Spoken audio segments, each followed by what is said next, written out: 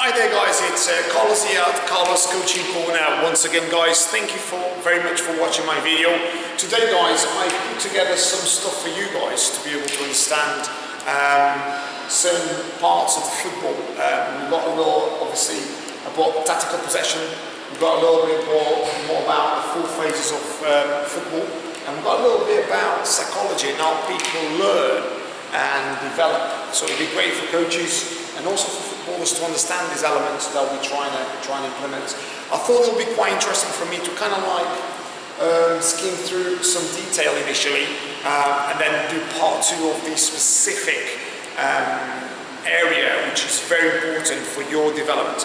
Okay, now game movements. Okay, a lot of players play the game and a lot of coaches out there coach the game. And this is not obviously coming from any sort of guru sort of background or anything like that. But a lot of the times, people need to understand there's 5 main movements in football. And sometimes we as coaches and managers and players itself make it really complicated.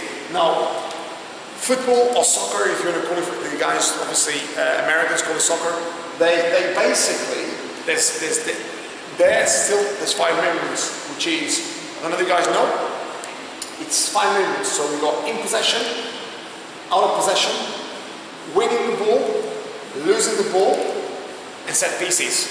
Simple as that. Simple as. Okay. There's lots of different things that happen in football, but those are the 5 movements that happen in football. Okay. Now, in possession, obviously, it's when you are in possession of the football, your team's in possession of football. Out of possession is when you lose the ball, obviously, when the other team's got the ball. Okay. Winning the ball is when the team wins the ball, and obviously losing the ball is when you actually lose the ball completely. And obviously it goes either out or goes back into the team.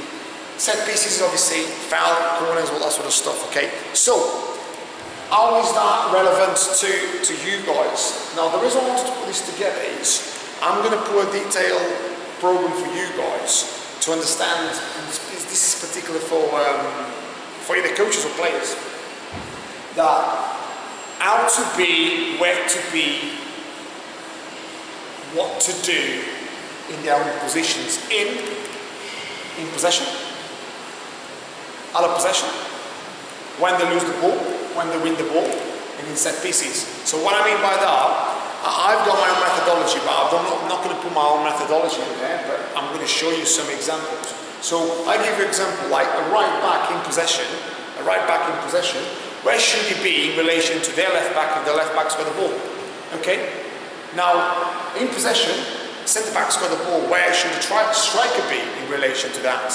Now, this is one of the things that rings alarm bells for me, and this is it's my passion to actually see the tactical ability of players. That's one thing I've been actually doing a lot of debate and research. That particular position, in possession and out of possession, in transitions. Now, if you talk to top coaches and managers in the world, they talk about massively in transitions. Because football, some people think about always, I'll play 4-4-2, and you play 4-3-3, and I'll play against you, and I'll overload you here, and I'll overload you there.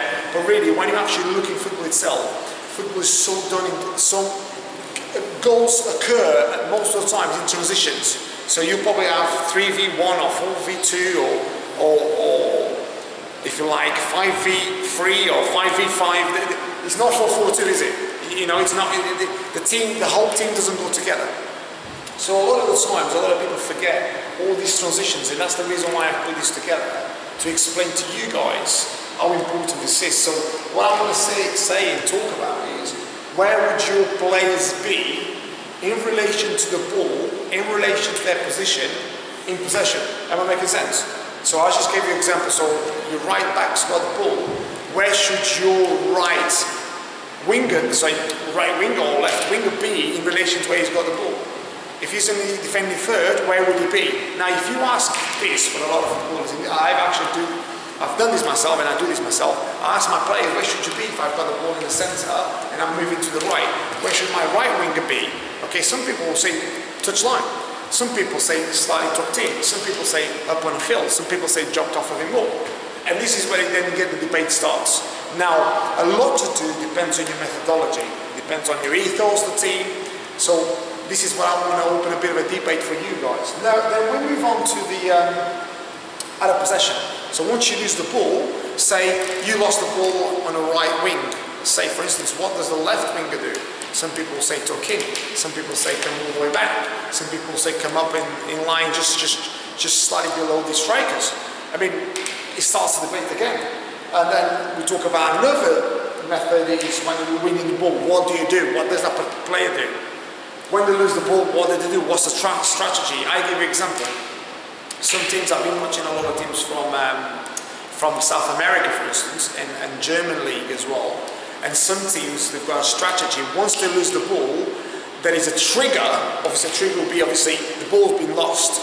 And they have got a system where, regardless where the ball is, they literally close the pitch down, right? And some people say, oh, here we go, we know that, we just close the pitch down. But these guys, once the ball is lost, imagine it, simultaneously, they run at the same speed. So imagine, the ball was lost on the right wing. The left back, the left winger will shut the pitch down. The striker shuts the pitch down. Everyone shuts the pitch down. So they're not only just going to press the ball, but they close the pitch down. So they're quite happy for you to switch flanks if you like, but they will shut the pitch down in a certain way so fast at the same tempo where it's almost not impossible, but very hard to play in between them. Am I making sense? Okay. Now some of you guys have probably already seen that. Some of you guys will probably do that. Brilliant. But other teams on the other spectrum, other teams will just press the ball and just drop. They'll just drop. They allow you to play in front of them, but they'll just drop. Not just close the pitch down and press. Do you know what I mean? I'll give you an example like Atletico Madrid do this fantastically well, where they press the ball and they compact and close the pitch down, where it's very hard to play against. Not just play against them, but through them. Okay. Then obviously you've got other parts, which is obviously the losing the ball. What you do when you lose the ball. And what you do in set pieces. This is a really good one. I mean, I was talking to a very good coach the other day, and he was telling me something that quite interesting about the set pieces. He's a guy from Holland, and he was telling me something very interesting. He said in Holland, and not so much like any other part of the world, they score a lot of goals from set pieces, but most of the goals are scored out of open play. Interesting, isn't it? Because I mean, there was a report the other day saying that most goals in the UK in Championship, most of the goals happen through set pieces, which is obviously I can understand why, obviously because of the physicality and how big some players are. You know, there's a lot of goals created by set pieces. So that's on the game movements. I'm going to go into really good detail here in the next video. Okay. Now I hope that was informative. I'm going to move on obviously to something else very shortly. So on the other video, we're going to move on to something else. So until next time, guys, keep watching Carlos Coaching Corner. Take care of yourselves. Bye-bye.